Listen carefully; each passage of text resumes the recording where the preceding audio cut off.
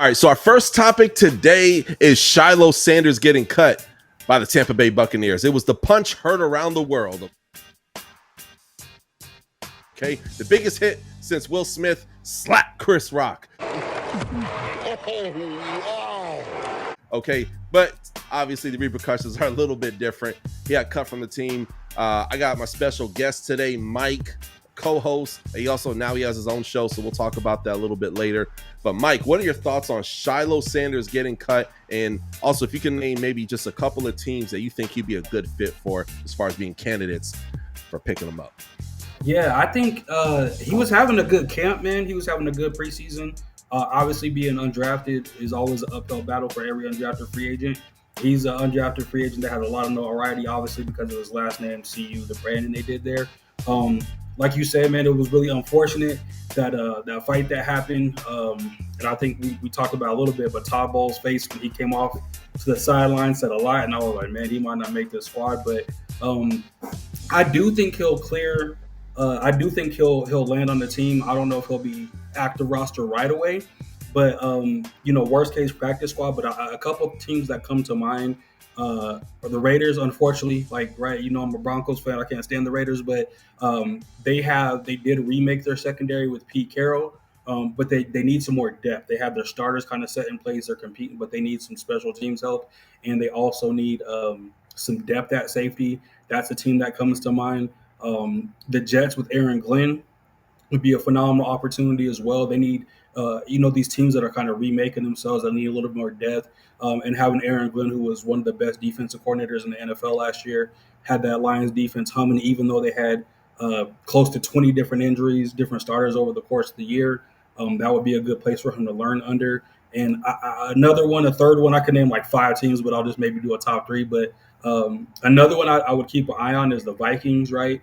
They have a phenomenal coach, right? Offensive guru.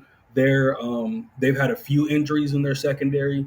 I think that's a place he would fit in and be able to contribute on special teams, have a chance to make the roster. And I'm really curious to see if he actually clears waivers right in the next day or so, or if somebody claims him, puts him on the active day roster. But I'm pretty sure he'll land on somebody's practice squad. He has to, right? Like that guy's too talented to not to.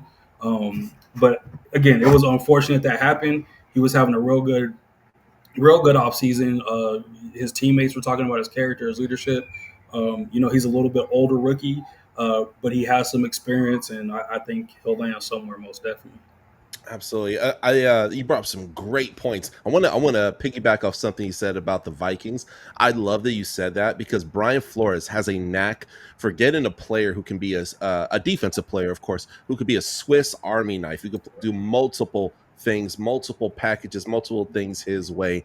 And Shiloh's perfect for that. He's perfect for that. I hate that he got cut, but hey, everything happens for a reason. Better to get cut now. So there's actually game tape on you. Okay, we got you at Jackson State. Got tape on that. We got tape on you at Colorado. Got you there. And yes, it sucks. It's preseason. You don't want it to happen. But at least we have 3 games of you playing. We have 3 games of you playing. So, and it's crazy because their secondary wasn't that good last year. There's guys like Rashad Wisdom who will step up into that role, who was a UDFA last year, and things of that nature. So it is very competitive. I still think they're going to be successful without him. However, a team that comes to mind is my favorite team. You know what that is, man. It's Fins Up, baby. 305. What's up? Miami Dolphins. I could totally see him on the Miami Dolphins. Would love to see him on the Fins. I don't see him as like a day one starter, but a guy who can work his way in there. And with our defensive coordinator and him, I could see absolute magic. I love Shilo when he plays safety. There's something about Shilo when he's in the box. Locking down tight ends, making them open field tackles. The quarterback's going to try to do play action and roll out, knocking the dog piss out of them. Absolutely love it. He has an old school 1982 style of playing. You know what I mean? Just really gritty. He gets it. And you would think, rich kid who grew up in a gated community, this couldn't have happened. Like, no. He really gets it in. The next team I'm going to take and talk about is the Indianapolis Colts. I think that's a team that can also use a major facelift in their secondary. Again, a depth piece, but I can see taking working his way in there. And then another team I want to take and talk about. This is my wild card, but I can see it totally happen. That's none other than the Seattle Seahawks, man. I think a guy like Pete Carroll would absolutely love and adore a guy like Shilo. They have great personalities that will complement each other. And of course, that's a team that's redefining himself, man. He brings that underdog attitude, and they're the underdogs in that division, man. So I would love to see Shilo being in the I call it power green, but the green, navy blue, ultimately playing for the Seattle Seahawks. So those are my three teams. But for everybody else, please comment below. Let me take and know your thoughts on where you would like him to take and go. What would be the best possible fit? The reality is Mike can name three, I can name three, but I could have said, Mike, man, can you name seven? And I could have named seven. I mean, we could really go on because he's not just a one-trick pony. He could do a lot of things. You could put him as an outside linebacker, okay? You could put him as a you could put him in the box. You could take and put him as secondary, free safety, strong safety. He could line up in a lot of areas, man. So I think he just had a moment of weakness. And in my opinion, my personal opinion, I think he was defending himself. You know what I mean? The guy kind of kept going. He kept pushing, and he's like, hey, kind of get off me. So could have been handled easily better, sure. But it's easier for me to say that watching the TV. So you guys comment below. Oh, before we move on to our next topic, by the way, Mike and our other co-host, Adrian Campbell, they started their own show. Mike, real quick, man, 30 seconds, man. Tell people where to find you at. Oh, thank you, brother. So we started it, and of course, when you start anything new, it's a little bit of an uphill battle. But we started in the pocket with Mike and Soup, or Soup and Mike rather. So you can check us out on YouTube. We're getting back into that regular season.